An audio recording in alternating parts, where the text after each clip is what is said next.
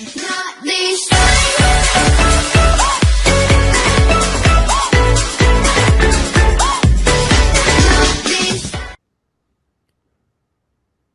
Let me talk about cell phones for 5 minutes. Okay. So, almost every alcoholic, so I get to talk to a lot of Gen Y kids, high school and older, but it's now the younger generation is going to be affected by this and then some. They are suffering, they are starting with a deficiency that is the responsibility, that we have to share responsibility in helping them overcome. Let me explain. Almost every alcoholic on the planet discovered alcohol when they were teenagers. Because when we're very young, the only thing we need from the only approval we need is from our parents. That's it. You know, a little kid looks to their parents, the parents are happy, they're happy. And then when we go through adolescence, we start to need the approval of our peers. As frustrating as this is for parents, it's actually very important for us because it allows us to acculturate outside of our immediate families, right? It's a very stressful time, adolescence, and what we're supposed to learn is to rely on our friends during this time of stress and anxiety.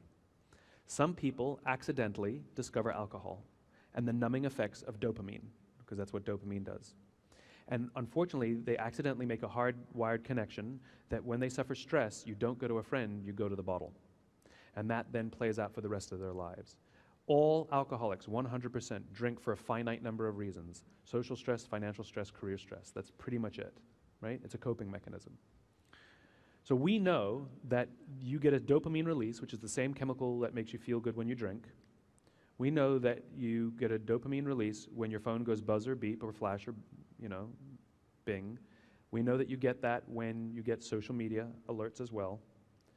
And so what's starting to happen is these kids, as they're going through adolescence, nobody has recognized that the device is actually addictive. And so what we're actually doing is creating an entire generation of mini little addicts that are getting hardwired to believe that their sense of self-worth and their sense of coping comes from the device and not from another human being. That's why they suffer real stress when they lose followers. And they get real joy when they gain followers. Like the number of responses they get or likes that they get are real, those stresses. When they suffer, when they're feeling a little bit down, we do the same thing. When you're feeling a little down, you send out 10 texts hoping to get one back. And what's happening is because the device is so, can I borrow someone's phone? Here's what happens. The kids are walking around with them all the time. I now see girls walking around like this. Like they're not even holding them down here, it's like this. And I see boys walking around like this. This is just how they walk. It's here. It's not here. And they put it on the table in front of them. And here, let me show you what I mean. There's a subconscious effect on the people around us when we have our phones, and we're all guilty of this. What if I'm holding my phone? It's not tweeting, it's not buzzing, it's not beeping, and I'm not checking it. I'm simply holding my phone. Do you feel that you're the most important thing to me right now? No, you do not. And this is an artificial environment, simply by holding the phone. Which means when we show up to a meeting and we put our phones on the table, it says to the rest of the people in the room, you're not the most important thing to me right now. And by the way, putting your phone upside down is not more polite. When we show up for dinner with our families, when we have to have a conversation with one of our students, when we have to have a conversation with a parent, and we put a phone on the table, it says, this is not the most important thing to me right now. You felt it. And so the most important thing to do is to get rid of the device when you're engaging with another human being. So when somebody says, can I ask you a question? And you go, what's on your mind? Because what it says is, you have my attention. Remember that those chemicals, when somebody says, when we feel that somebody actually cares about us. And if you don't have a pocket, you go to a shelf nearby, you put it down, you say, what's on your mind? When someone comes into your office, you put the phone in the desk, you turn off the monitor, you shut the laptop, you say, what's on your mind, right? So what's happening is kids now, they go for dinner with each other, hang out with each other, the lunch table with each other, and the phones are out constantly. And not only they're just on the table, they're actually engaging with people instead of engaging with the people that they're with. And they're not actually learning, thank you, they're not actually learning how to make friends. They're not actually learning how to talk to people. So I've talked to many kids about this, that let's say they're using Google Maps to get somewhere, and their phone dies. They will spend more time looking for a charger than simply asking somebody where to go, because they're afraid to talk to people. And for slightly older ones, dating is the same. You swipe right and that's it, you can get a date, right? Like dating has been made so easy, it's instant gratification, and this is part of the problem. They're growing up in a world of instant gratification, where if you want to buy something, you go on Amazon, it shows up the next day. You want to watch a movie, you just log on and watch it. You don't check movie times. You want to watch TV, you don't wait week to week to week. You just binge watch over a weekend. If you want to get a date, you just log on and you can get a date, like no problem. And so what's starting to happen is they're accused of being entitled. I don't think they have a sense of entitlement. I think they're wonderful, smart, hardworking kids. I think what they have is a systemic impatience. And the problem is they think that satisfaction in life, fulfillment, or even love and friendship happen just as immediately, and they don't. It takes time, and it takes unbelievable hard work. And the problem is they're not learning the skills to make friends. They're not learning the skills to fall in love. They're not learning the skills to talk to people. They're not learning the skills to find fulfillment because it's slow and it's boring and it's human. And we're starting to see the results. We're starting to see suicides on the rise. Nobody kills themselves because they're hungry. They kill themselves because they're lonely. We're starting to see school shootings on the rise. In the 1960s, there was 1. In the 1980s, there were 27. In the 1990s, there were 58. In the past decade, we've had over 120. 70% were perpetrated by kids born after the year 1980. Most of them were about 15 years old. And though we have no good science on it, we know anecdotally that they spent a disproportionate amount of their social lives, online. Human relationships is what makes people happy. This is why solitary confinement is considered torture in many places. And what we're doing is basically solitary confinement. We've taken the kids away from each other, and they're engaging with their phones more than anything. I, for one, do not believe there should be a phone in a school. There should definitely not be a phone in a classroom, and I don't know why you need the internet in a classroom either. Whatever they're using, they can use. I do not understand. Because and the reason I'm draconian about it is the same reason we take the alcohol out of the alcoholic's home, because you can't trust the willpower. It's too powerful. It is addiction. It is addiction. We aren't even good at putting our phones away. And so now you're going to ask a 12-year-old, a 10-year-old, and a 9-year-old to do it? We're out of our minds.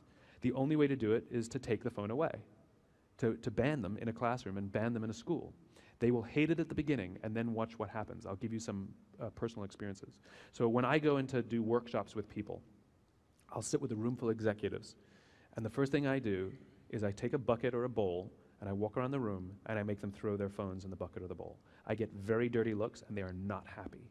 These are some senior executives that go like this, right? And I take all the phones away and I put them on the side, and then we start the workshop. Here's what happens. Within a few minutes, everybody relaxes. People talk to each other. And the most important thing is the breaks. Because usually what happens in a break, and I watch it happen here too, as soon as we stand up, we go like this. You're all nice and respectful when I'm on the stage, but as soon as we stop, everybody's checking in, right?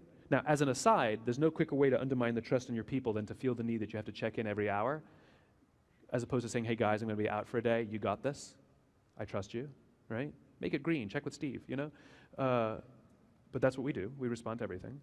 But worse, we're not engaging with each other. The value of these events is each other. And so when I take these phones away from these executives, in the breaks, they sit and they talk to each other. Nobody goes to get their phone. I made no rule that said they can't. I just put them away and put them on the side. They actually talk to each other. The quality of the workshop is always fantastic, and the best part is when they walk out, they actually are talking to each other on their way out. In other words, camaraderie. Simply by forcing the phone to be taken away, it's a mechanism to get the behavior that we want. David Marquet's work talks about this. You don't try to change people's thinking to get the behavior. You change the behavior to change their thinking. And so sometimes you have to force it. There should never, ever, ever be a cell phone in a conference room. I don't care if you're with each other or with your parents, whatever, or you're meeting with your students. Theirs or yours.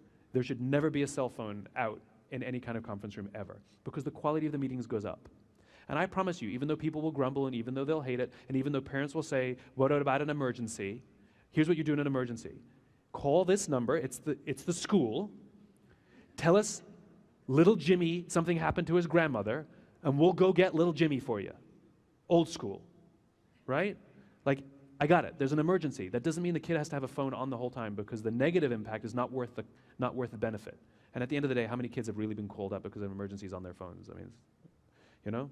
In my world, I would love to put chicken wire inside the sheetrock of all the schools so the phones just don't work. And it'd be like, AT&T, you know? Anyway, My point is what'll start to happen is simply by removing the device, including the cafeteria. I'm not talking classroom, I'm talking everywhere. You'll start to see the kids talking and learning how to communicate and learning how to build social relationships, learning how to talk to each other, learning how to talk to their teachers, learning how to talk to their parents. They will acculturate and socialize. There's skills that they're lacking that are manifesting in things like depression, suicide, and school shootings later on in life. Those are the worst case scenarios. The best case scenario is you just hate your life and live your life just going through life thinking life sucks and not really loving your friends. Colleges now are dealing with unprecedented numbers of people dropping out or taking leaves of absences because of depression. It all starts here. You know, if there's one school here that wants to experiment and literally ban phones in the entire building, teachers included, I think phones should be treated like smokers. Make as many texts as you want, make as many personal calls as you want outside, right? At least smokers are social. At least they go out with each other.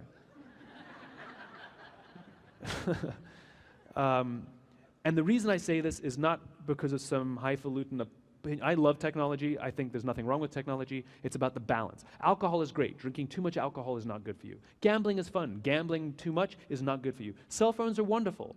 Out of balance, they're absolutely addictive and destructive to the relationships of human beings. And I bet one school could demonstrate not only grades will improve, relationships will improve, bullying will improve, all of that sort of is mitigated simply because the kids are learning to talk to each other. So I wanted to bring it up because it's a very real problem with adults as well as the teachers. Because remember, leadership starts at the top, which means if we can't tell the kids not to use their phones if we use ours. Teachers can't use them either. There can be a place to use them, teacher's lounge maybe, you know, after school, but not in the classroom. It matters. I've been doing it myself. I go out with my friends now, and I go out for dinner and I hand my phone to my friend. Whoever I'm with, I'll give them my phone. I have no access to it now. And I relax and I enjoy my dinner with my friend. Or I make everybody turn their phone one to the left. We all give our phones away. It's the funniest thing. Somebody goes to the bathroom. What's the first thing we do? We pull our phone out. And, God forbid we should just enjoy the surroundings for 4 minutes. Or if somebody else brings their phone out, we have to, because we feel uncomfortable just sort of standing there, so we bring our phone out too. It's what happens. It's what happens. It has a ripple effect. Anyway, I've beaten that horse a lot.